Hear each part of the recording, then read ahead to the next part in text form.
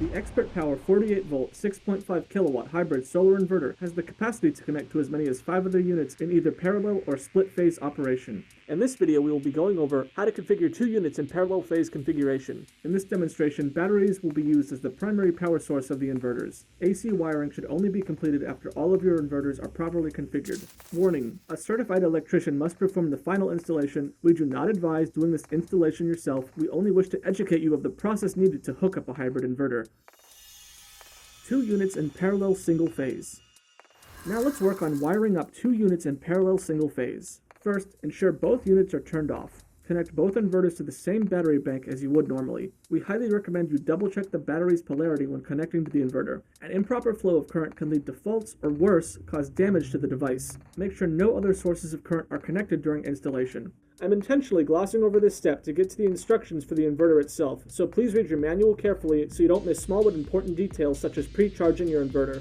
With your inverters off, connect them together using the included black and red current sharing cables and gray communication cables as shown here, or reference the diagram in your manual. The current sharing cables will require a small flathead screwdriver to install. Afterwards, double check your cables are wired correctly, as any mistakes will result in a fault. Afterwards, turn on a single inverter by pressing the gray on-off button near the LCD screen. Once the inverter finishes booting up, press and hold the fault button on the bottom right for 5 seconds to enter inverter setup mode. Use the down arrow key to navigate to program 28 and set your inverter on standby mode by pressing the on-off button again. The gray power button should be sticking all the way out to signify that the inverter is in standby mode and will automatically shut off in 30 seconds. Before that happens, press the fault button again so we can change program 28 settings, then press the down arrow button repeatedly until the inverter shows flashing text reading PAL in the left corner of the screen. Press the fault button one more time and then the circular arrow button on the top left corner of the detachable screen to save. Wait for the inverter to automatically shut down, then reboot the device. Once rebooted, make sure you see the PAL text. Once confirmed, shut down the inverter again by pressing the button and waiting 30 seconds, then proceed to the next inverter. Repeat many of the same steps.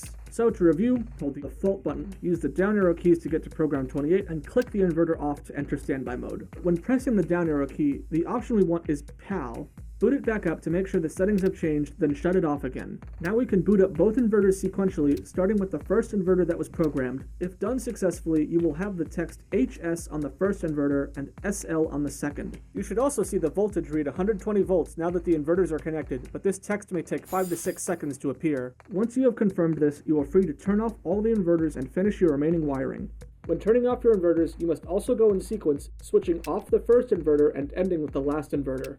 We recommend labeling your inverters respectively to help distinguish between multiple units during maintenance or installation. An inverter is the heart of any solar system. It routes the output of electricity in the form of direct current or inverts it into alternating current. It can pull from grid or generator power or manage your system during a blackout or when off-grid.